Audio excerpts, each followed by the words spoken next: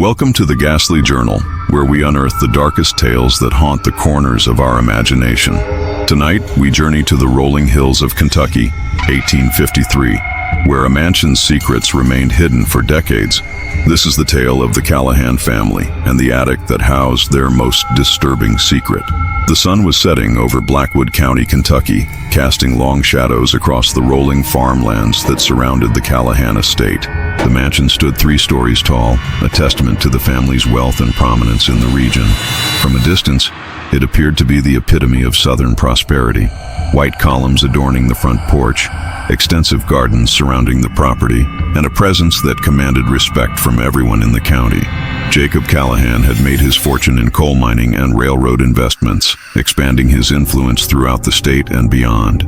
His wife Eleanor was known for her exquisite taste and the lavish parties she hosted for the elite of Kentucky society. To the outside world, the Callahans represented everything admirable about Southern aristocracy: wealth, refinement, and generosity. But appearances can be deceiving, and behind the immaculate facade of the Callahan mansion lurked secrets so dark that they would forever stain the family name once discovered. Our story begins with Thomas Reynolds, a young journalist from Boston who arrived in Blackwood County in the autumn of 1853. He had been assigned to write a series of articles about the economic development of the southern states, and the Callahan enterprises were prominent enough to warrant special attention. Thomas was eager to make his mark in journalism, and securing an interview with Jacob Callahan would be quite a coup for his career. After sending several letters requesting an audience, Thomas was surprised to receive an invitation to stay at the Callahan estate for a week. This was an unexpected honor, as the Callahans were known to be selective about their guests. Perhaps, Thomas thought, Mr. Callahan appreciated his northeastern perspective, or simply enjoyed the attention from the press. Upon his arrival at the estate, Thomas was greeted by Mr. Callahan himself, a tall man in his early 50s with a thick beard and piercing blue eyes that seemed to evaluate everything they beheld. "Welcome to our humble home, Mr. Reynolds," Jacob Callahan said, extending his hand. "I trust your journey from Boston was pleasant?" Thomas shook his hand firmly. "It was long but uneventful, sir. Thank you for your hospitality." "We rarely entertain journalists," Callahan replied with a thin smile. "But your letter mentioned your interest in our mining operations, and I'm always eager to discuss business with those who appreciate enterprise." As they walked toward the mansion, Thomas couldn't help but admire the meticulously maintained grounds. Servants scurried about, tending to the gardens and preparing for the evening meal. Everything seemed to operate with clockwork precision. Eleanor Callahan greeted them at the entrance, a woman of remarkable beauty despite being in her 40s, with auburn hair elegantly styled and a dress that spoke of the latest European fashions. "Mr. Reynolds, welcome," she said, her voice melodious but with an undertone that Thomas couldn't quite place. "Please allow our butler to show you to your room. Dinner will be served at 7. The room assigned to Thomas was on the 2nd floor, spacious and elegantly furnished with a 4-poster bed, writing desk, and a view of the eastern gardens. As he unpacked his belongings, he heard the faint sound of scratching coming from somewhere above his head. Perhaps squirrels or birds had made a home in the eaves, he thought. Dinner that evening was an elaborate affair, with multiple courses served by a small army of servants who moved silently around the dining room. Jacob and Eleanor were joined by their eldest son, William, a young man of about 25 who seemed to have inherited his father's shrewd gaze and his mother's refined features. "William oversees our timber operations," Jacob explained proudly. "He's expanded our holdings considerably in the past 2 years." William acknowledged the compliment with a nod but said little throughout the meal. Thomas noticed that he frequently glanced at the ceiling, particularly when those strange scratching sounds occasionally penetrated the dining room's hushed atmosphere. "Is there something in the attic?" Thomas asked innocently. "I heard some noises earlier." A momentary tension fell over the table. Eleanor's hand tightened around her wine glass, and Jacob cleared his throat. "Just some vermin, I'm afraid," Jacob replied smoothly. "The price of having a home surrounded by woodland. Our staff will set traps tomorrow." The conversation shifted to business matters, and Thomas took the opportunity to ask about the Callahan mining operations, taking mental notes for his article. Jacob was forthcoming about his business strategies and his vision for expanding into neighboring states. But Thomas couldn't shake the feeling that something felt off about the household. That night, as Thomas prepared for bed, the scratching sounds from above grew more persistent. He tried to ignore them, attributing his unease to being in an unfamiliar place, but sleep proved elusive. Around midnight, he heard what sounded distinctly like a child's whimper, followed by hushed voices and footsteps in the hallway outside his room. Curiosity overcame caution, and Thomas quietly opened his door a crack. In the dimly lit corridor, he saw Eleanor and a servant he hadn't met before carrying a tray up a narrow staircase at the end of the hall, a staircase that presumably led to the attic. The servant was a severe-looking woman with gray hair pulled back in a tight bun, and she moved with the deliberate steps of someone trying to avoid making noise. Thomas closed his door silently and returned to bed, telling himself there must be a rational explanation. Perhaps the Callahans had a sick child they hadn't mentioned, being cared for in isolation to prevent spreading illness to the rest of the household. It wasn't uncommon in these times. The following morning, Thomas joined the family for breakfast, noting that both Eleanor and William appeared tired, with dark circles under their eyes. Jacob, however, was as energetic as ever, outlining his plans to show Thomas the nearby mining operation. "I've arranged for a carriage to take us after breakfast," Jacob announced. "I think you'll be impressed by the efficiency of our operation, Mr. Reynolds." Thomas nodded appreciatively but couldn't resist asking, "I hope everyone slept well? I thought I heard some commotion in the night." Eleanor's teacup clattered slightly against its saucer. "The wind was rather strong last night," she said quickly. "These old houses make all manner of noises during storms." Thomas didn't recall any storm, but he nodded politely and didn't press the issue. The day passed with Jacob proudly showcasing his business empire. First the coal mine, where dozens of soot-covered men toiled in dangerous conditions. Then the lumber mill, where massive logs were transformed into marketable timber. Thomas took diligent notes, but his mind kept returning to the strange occurrences at the mansion. Upon their return in the late afternoon, Thomas noticed unusual activity near the rear of the property. Several workers were unloading crates from a covered wagon, supervised by the stern woman he had seen the previous night. The crates were being carried through a back entrance, and the entire process had an air of secrecy about it. When Thomas casually mentioned this to Jacob, the man's jovial demeanor briefly faltered. "Just supplies for the kitchen and household," he explained, steering Thomas toward the main entrance. "Nothing of interest to a man of your intellectual pursuits, I'm sure." That evening, Thomas made a decision. After retiring to his room following another sumptuous dinner, he waited until the house grew quiet before venturing into the hallway. The narrow staircase at the end of the corridor beckoned to him, and his journalistic instincts demanded he investigate.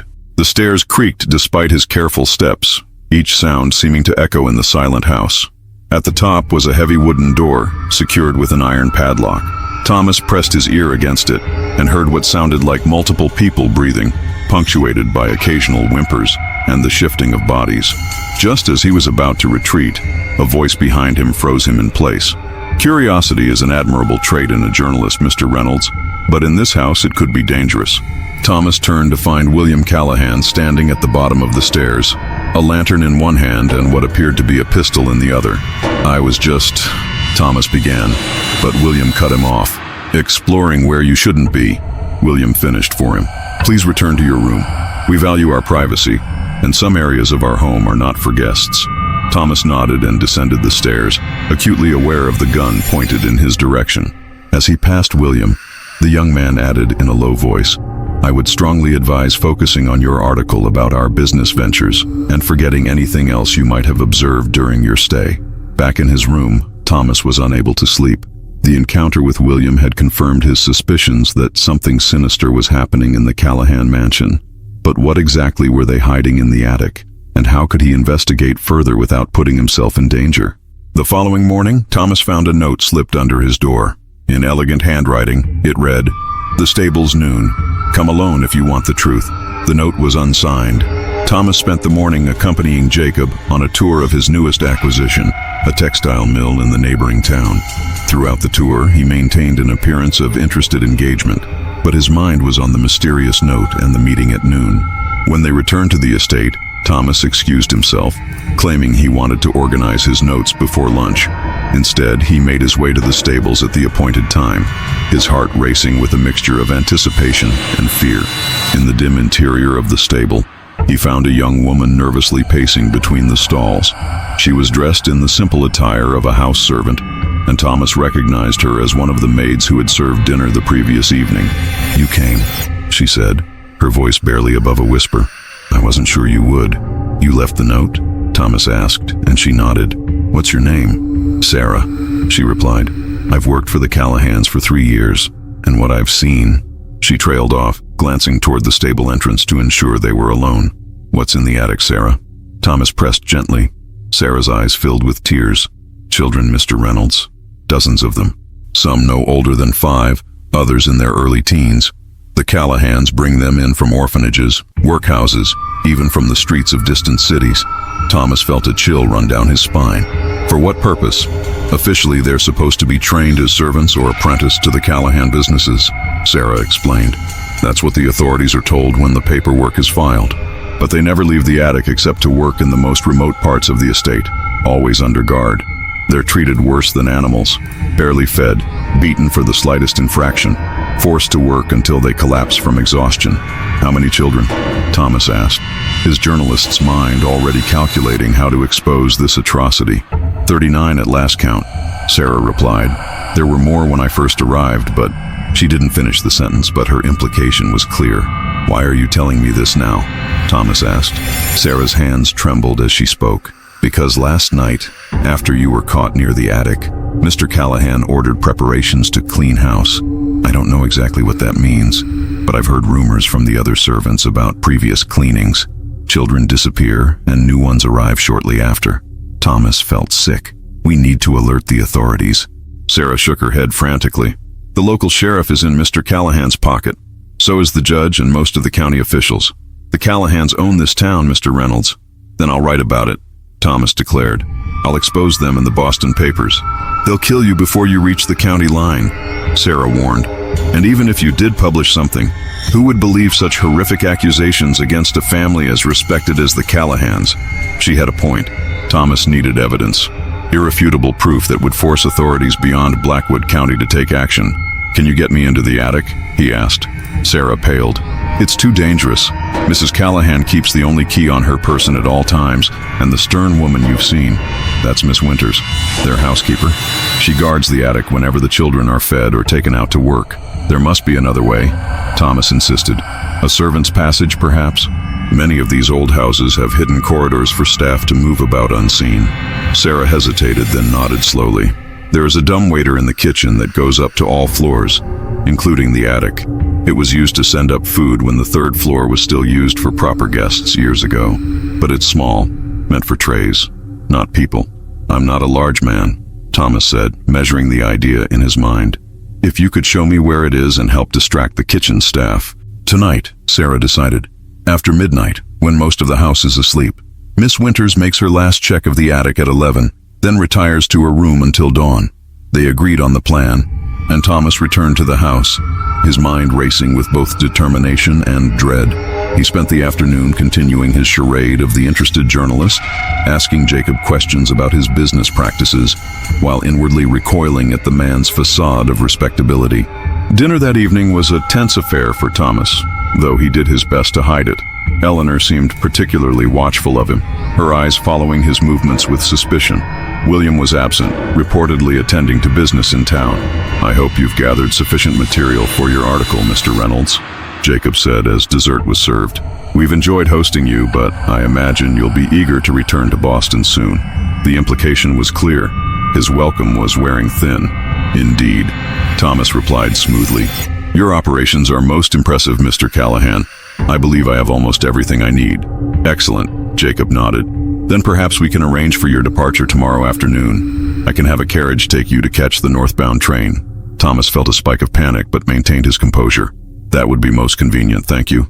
The hours until midnight stretched interminably. Thomas sat at the writing desk in his room, actually composing notes for an article. Not the flattering piece Jacob expected, but the beginning of an exposé that would shatter the Callahan reputation if he could gather the evidence he needed.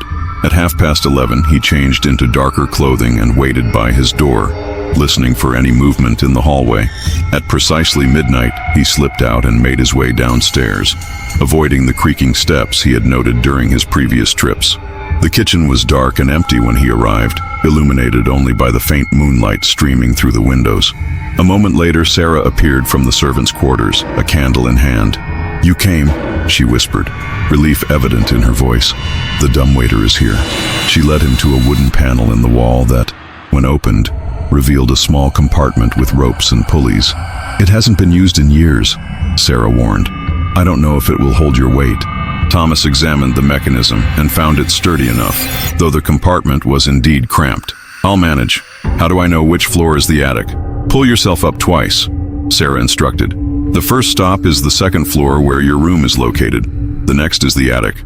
I'll wait here to help you back down." Thomas nodded and squeezed himself into the dumbwaiter, his knees pressed against his chest. Sarah handed him a small lantern. "Be careful," she whispered, "and be quick. If you're discovered—" "I understand," Thomas assured her. "Thank you, Sarah." With that, he began pulling on the ropes, slowly hoisting himself upward. The ancient mechanism creaked alarmingly, and several times Thomas feared it might give way entirely, sending him plummeting to the kitchen below. But it held, and after what seemed an eternity, he reached the second floor. Catching his breath, he continued upward until he reached the top. The dumbwaiter opened into what appeared to be a small storage room filled with dusty trunks and forgotten furniture. A sliver of light showed beneath a door on the far side. Thomas extracted himself from the dumbwaiter and moved cautiously toward the door, listening intently. He could hear soft whimpering and the occasional cough from beyond. Steeling himself, he turned the handle and found it mercifully unlocked from this side. The sight that greeted him would haunt him for the rest of his days. The attic was a vast space that ran the length of the mansion, with sloped ceilings and small windows that let in the pale moonlight. And throughout this space were cages, crude structures of iron bars and wooden frames, each containing multiple children. The cages were barely tall enough for the older children to stand, and so narrow that they were forced to sleep pressed against one another. The children themselves were in various states of malnourishment, their clothes little more than rags, their faces gaunt and eyes hollow. Some appeared to be sleeping, while others stared vacantly into the darkness. A few noticed Thomas and shrank back in fear, clearly expecting punishment for being awake. Thomas felt rage and horror in equal measure. He moved among the cages, counting at least 35 children of varying ages, just as Sarah had described. Near what appeared to be the main entrance to the attic, the door he had found locked the previous night, was a desk with ledgers and papers. Holding his lantern close, Thomas examined the documents and found what amounted to a business record. Each child was listed with a name, or sometimes just a description, age, date of acquisition, and value. Some had additional notes: good for delicate work, too rebellious, consider disposal, showing signs of consumption, reduce rations. Thomas felt physically ill. The Callahans weren't just abusing these children, they were treating them as commodities, assets to be exploited until they were used up. He needed to document this. He had brought a small notebook and pencil, and he began sketching the layout of the attic and making notes about what he observed. He also carefully copied several pages from the ledger, including the most recent entries. As he worked, a small voice startled him. "Are you going to help us?" Thomas turned to find a girl of perhaps 10 watching him from one of the cages. Unlike the others, her eyes still held a spark of hope. "Yes," Thomas whispered. "I'm going to try. What's your name?" "Lily," she replied. "I've been here 2 years. They took me from the orphanage in Louisville." "Can you tell me what happens here, Lily?" Thomas asked gently. The girl's story poured out in hushed tones. The children were awakened before dawn each day and assigned various tasks. The youngest ones sorting coal pieces or threading needles for the textile mill. The older ones sent to work in the mines or lumber operations in remote areas where outsiders wouldn't see them. They worked 14 to 16 hours daily, received one meager meal, and were punished severely for failing to meet quotas or for any perceived disobedience. "Mr. Callahan comes up sometimes to inspect us," Lily said. "He talks about us like we're not even people. And Mrs. Callahan," the girl shuddered, "she's the worst. She's the one who decides when someone is used up." "What happens then?" Thomas asked, dreading the answer. "They're taken away at night," Lily whispered. "We never see them again. Miss Winters says they're sent to other farms, but—" She trailed off, her implication clear. Thomas wanted desperately to free these children immediately. but he knew that without proper authorities, they would have nowhere safe to go, and he couldn't overpower the Callahans and their staff alone. "I'm going to get help," he promised Lily. "I'll come back with people who can free all of you." "They're planning something," Lily warned. "I heard Miss Winters talking to Mrs. Callahan. They said the stock needs to be moved soon because someone was asking questions." Thomas realized with a chill that he was the one asking questions, and the cleaning Sarah had mentioned was likely already in motion. He needed to act quickly. After promising Lily again that he would return with help, Thomas gathered his notes and made his way back to the dumbwaiter. The descent to the kitchen seemed to take even longer than the ascent, each creak of the mechanism sounding impossibly loud in the quiet house. When he finally reached the bottom, Sarah was waiting anxiously. "Did you see?" she asked. "Did you find evidence?" Thomas nodded grimly. "It's worse than you described. I need to leave tonight, Sarah. I can't wait until tomorrow. They're already planning to move the children." Sarah's face paled. "The stable boy can saddle a horse for you. If you ride east until dawn, you can reach the next county by morning. The sheriff there isn't in Callahan's pocket, from what I've heard. Come with me," Thomas urged. "Once I expose them, the Callahans will know you helped me." Sarah shook her head. "I can't leave. Someone needs to watch over the children until help comes. I'll find ways to delay any cleaning they have planned." Thomas wanted to argue but saw the determination in her eyes. "I'll send help as quickly as possible," he promised. They made their way silently to the stables, where Sarah roused a young stable boy she trusted. Within minutes, Thomas was mounted on a swift horse, his precious notes secured inside his jacket. "God be with you, Mr. Reynolds," Sarah whispered as he prepared to depart. Thomas leaned down and squeezed her hand. "And with you. Keep those children safe as best you can." With that, he rode off into the night, pushing the horse to a gallop once he was beyond earshot of the mansion. His mind raced faster than the horse beneath him, planning his next steps. He would need to reach the neighboring county's sheriff, convince him of the urgency of the situation, and hope that official had both the courage and authority to move against someone as powerful as Jacob Callahan. But Thomas never reached the next county. Approximately 5 miles from the Callahan estate, as the road passed through a densely wooded area, riders emerged from the trees. 3 men on horseback, their faces obscured by the darkness. Thomas recognized the lead rider's silhouette even before he spoke.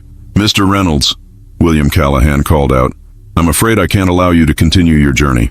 Thomas spurred his horse, hoping to outrun them, but one of William's companions was already ahead of him, cutting off the road. Within moments they had surrounded him.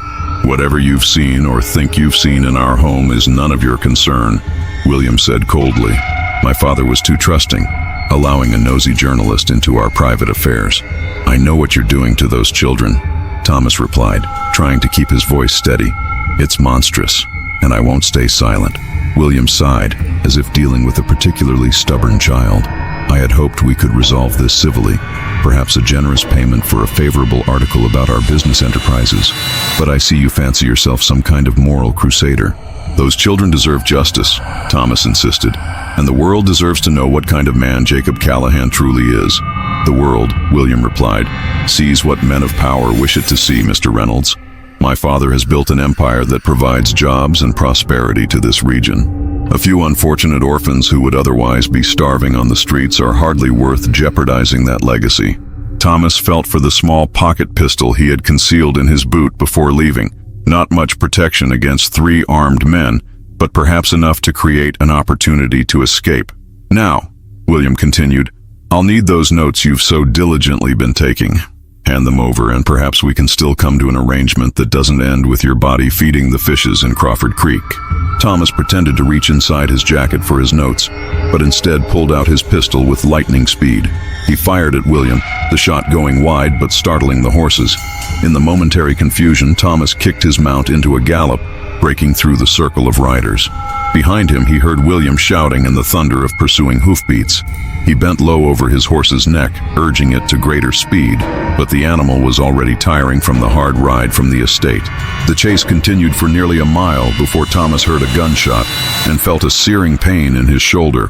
He managed to stay mounted, but his strength was fading. Another shot rang out, and his horse stumbled, throwing Thomas to the ground. Dazed and bleeding, Thomas struggled to his feet as William and his men approached. He still had his notes, and in a desperate move, he stumbled toward the edge of a ravine that ran alongside the road. "Stop!" William called out. "There's nowhere to run, Reynolds." Thomas turned to face his pursuers, one hand pressed against his bleeding shoulder, the other clutching his precious documentation of the Callahan's crimes. "You won't get away with this," Thomas said. "Even if you kill me, someone will eventually discover what you're doing." William dismounted and approached, pistol in hand. "You overestimate the world's concern for orphans and street urchins, Mr. Reynolds. No one has cared about them before, and no one will start now." As William raised his pistol, Thomas made his final move. He threw his notebook over the edge of the ravine into the creek below. William lunged for it too late, watching as the evidence disappeared into the dark water. "You fool!" William snarled. "That changes nothing." "It changes everything," Thomas replied, a strange calm coming over him despite knowing these were likely his last moments. "Because now you don't know what I discovered, or who else I might have told." William's face contorted with rage, and without another word, he fired. Thomas Reynolds's body was discovered 2 days later by a local farmer, half submerged in Crawford Creek. The official report, signed by Sheriff James Wilson, a known associate of Jacob Callahan, ruled the death an unfortunate accident. A city man unfamiliar with rural roads, riding at night, whose horse had stumbled near the ravine. The notebook was never recovered. At the Callahan estate, life continued as usual to outside observers. But within the mansion, there was a flurry of activity. The attic was emptied overnight, the children loaded into covered wagons and transported to various Callahan properties scattered across Kentucky and Tennessee. The cages were dismantled, the ledgers burned, and the attic transformed into a proper storage space filled with old furniture and trunks. Sarah, the maid who had helped Thomas, vanished the same night. The other servants were told she had stolen valuables and fled, but the more observant among them noticed the fresh grave in the small cemetery behind the slave quarters. For several months, the Callahans maintained heightened vigilance, fearing that Thomas might indeed have shared his discoveries with colleagues in Boston. But as time passed and no investigations materialized, they gradually resumed their operations, though with greater secrecy and in more remote locations. And there the story might have ended. Another dark secret buried by wealth and power, another journalist silenced, more vulnerable children exploited and discarded without the world ever knowing or caring. But Thomas Reynolds' final act of defiance, throwing his notebook into Crawford Creek, would have consequences he could never have foreseen. The notebook, its pages soaked but partially legible, was discovered not by any authority figure, but by a 12-year-old boy named Eli Harper, who had been fishing along the creek nearly a week after Thomas's death. Eli, unable to read much of the water-damaged writing, brought his find to his school teacher, Miss Charlotte Bennett. Charlotte Bennett was new to Blackwood County, having arrived from Philadelphia just months earlier. She had taken the teaching position out of financial necessity after her father's death left her without means of support. At 26, she was educated, independent-minded, and as yet unaware of the unwritten rules that governed life in a community dominated by the Callahan family. When she examined the sodden notebook Eli had brought her, Charlotte was able to decipher enough of Thomas's notes to be deeply disturbed. The partial list of children's names, the crude diagrams of cages, and the fragments of Thomas's observations painted a horrifying picture that she could not ignore. Unlike many in Blackwood County, Charlotte had no ties to the Callahans and no reason to fear them, at least not initially. She made inquiries about Thomas Reynolds and learned of his accidental death shortly after visiting the Callahan estate. This coincidence, combined with the contents of the notebook, convinced her that something sinister was occurring. But Charlotte was smarter than Thomas had been. Instead of confronting the Callahans directly or approaching the local authorities, she wrote to her cousin Edward Bennett, who worked for a newspaper in Philadelphia. She enclosed the most legible pages from the notebook and urged him to investigate discreetly. Edward, intrigued by his cousin's discovery and concerned for her safety, took the material to his editor. The newspaper, while interested in the potential scandal, was unwilling to publish such explosive accusations against a prominent businessman without substantial evidence. However, they did agree to send Edward to Kentucky under the guise of writing a series of articles about industrial development in the South, essentially the same cover Thomas Reynolds had used. By the time Edward arrived in Blackwood County in early 1854, Charlotte had gathered more information. Through casual conversations with her students, many of whom were children of Callahan employees, she had learned about the special workers, sometimes seen at the remote Callahan properties. Children who appeared from nowhere, worked in isolated areas, and disappeared just as mysteriously. One of her students, a girl named Mary, whose father worked as a foreman at the lumber mill, had mentioned seeing the attic children being loaded into wagons late one night when she was staying with her father at his cabin near the mill. The girl had been sworn to secrecy by her father, who feared losing his position, but she trusted her teacher enough to share the disturbing memory. Edward, using his journalistic credentials, managed to secure a tour of the Callahan businesses, much as Thomas had done, but he was far more cautious, giving no indication of his true interest and playing the role of an admiring reporter perfectly. Jacob Callahan, perhaps grown complacent after months without consequences from Thomas's investigation, welcomed the additional publicity. During his visit, Edward noted several discrepancies in the Callahan operation.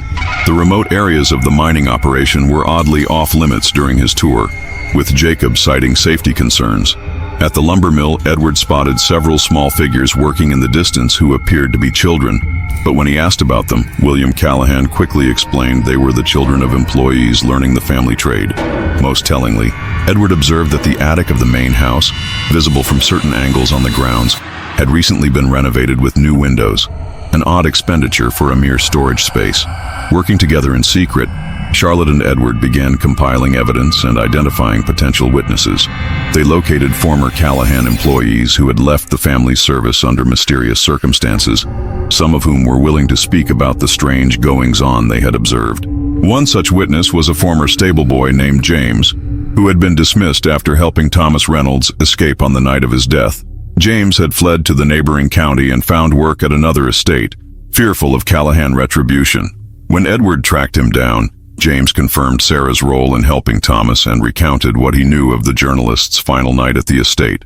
Armed with this testimony and the fragments from Thomas's notebook, Edward traveled to Louisville to speak with a federal marshal who was known for his incorruptibility. Marshal Daniel Hartford listened to Edward's evidence with growing concern and agreed that the allegations warranted investigation, particularly since they involved the exploitation of children across county and potentially state lines. In early spring of 1854, Marshal Hartford assembled a team of deputies and, accompanied by Edward, rode to Blackwood County. They did not approach the Callahan estate directly, aware that the family would be warned by their local allies. Instead, they began with surprise inspections of the more remote Callahan properties. At a mining operation near the Tennessee border, they discovered their first concrete evidence: 12 children, none older than 14, working in conditions that could only be described as slavery. The children were malnourished, bearing signs of physical abuse, and housed in a locked shed when not working. The overseer attempted to flee but was captured and, facing severe charges himself, began providing information about the broader operation. With this evidence in hand, Marshal Hartford obtained warrants to search all Callahan properties, including the main estate. Jacob and William, alerted to the raids on their remote operations, attempted to flee but were apprehended at a railway station 20 miles from Blackwood County. Eleanor Callahan and Miss Winters remained at the mansion, destroying evidence and denying all knowledge of any wrongdoing, but their efforts were futile. Though the attic had been converted to normal use, investigators found traces of its former purpose: scratch marks on the wooden floors where cages had been secured, a child's tattered shoe hidden behind a trunk, and most damning of all, a small hidden compartment beneath a floorboard containing a secondary set of ledgers that Eleanor had failed to destroy. The testimonies of the children rescued from the various Callahan operations painted a picture of systematic abuse spanning years. Many could identify the Callahan family members and Miss Winters as their captors and abusers. Some had been in the attic for years before being transferred to other locations after Thomas Reynolds' visit. The case caused a sensation when it finally reached the courts. The respected Callahan family was revealed to have been operating what amounted to a child trafficking and slave labor ring under the guise of legitimate business enterprises. In total, 39 children were rescued from various Callahan properties, though witnesses suggested there had been many more over the years who had not survived their captivity. Jacob, William, and Eleanor Callahan were tried and convicted, along with several overseers and Miss Winters. The trials revealed the full extent of their operation, how they had procured children from orphanages with falsified apprenticeship documents, bribed officials to ignore discrepancies, and disposed of children who became too ill to work or too troublesome to control. The Callahan estate, once a symbol of southern prosperity, stood empty after the trials, its grand facade unable to hide the atrocities that had occurred within its walls. Local residents, many of whom had suspected something was amiss, but had remained silent out of fear or self-interest, now avoided the property entirely, claiming it was haunted by the spirits of the children who had suffered and died there. In time, the mansion was purchased by a wealthy industrialist from the north who had no knowledge of its history. The new owner complained of strange noises from the attic, scratching sounds and what seemed like children's whimpers, but attributed them to the settling of an old house or wildlife in the eaves. For years afterward, local children dared each other to approach the property at night, claiming that if you listened carefully, you could hear the sound of small fists beating against cage bars and tiny voices begging for freedom. Charlotte Bennett, whose courage had been instrumental in bringing the Callahans to justice, remained in Blackwood County and continued teaching. Many of the rescued children, having nowhere else to go, were placed in proper orphanages or with foster families, but some remained in the area, and Charlotte made it her mission to ensure they received an education and a chance at a normal life. Edward's articles about the case earned him significant recognition in journalism circles, though he always maintained that the true hero was Thomas Reynolds, whose sacrifice had set the investigation in motion. A small memorial to Thomas was erected in the schoolyard, funded by donations from the people of Blackwood County, many of whom had once turned a blind eye to the Callahans' activities. As for the attic itself, it was eventually sealed off by subsequent owners of the property, the narrow staircase boarded up and plastered over as though it had never existed. But even a century later, caretakers of the old Callahan mansion would occasionally report hearing the sounds of children crying from somewhere above the second floor, a space that, according to the modified floor plans, didn't exist at all. And so ends our tale of the Callahan family in the attic where 39 children were caged like animals. A story of unimaginable cruelty, unlikely courage, and the haunting legacy of atrocities that no amount of wealth or power could ultimately conceal. Sleep well, dear listeners, and remember, sometimes the most terrifying monsters are not supernatural beings, but ordinary people who believe their privilege places them beyond the reach of justice and humanity. This has been the Ghastly Journal. Until next time, keep your eyes open and your attic empty.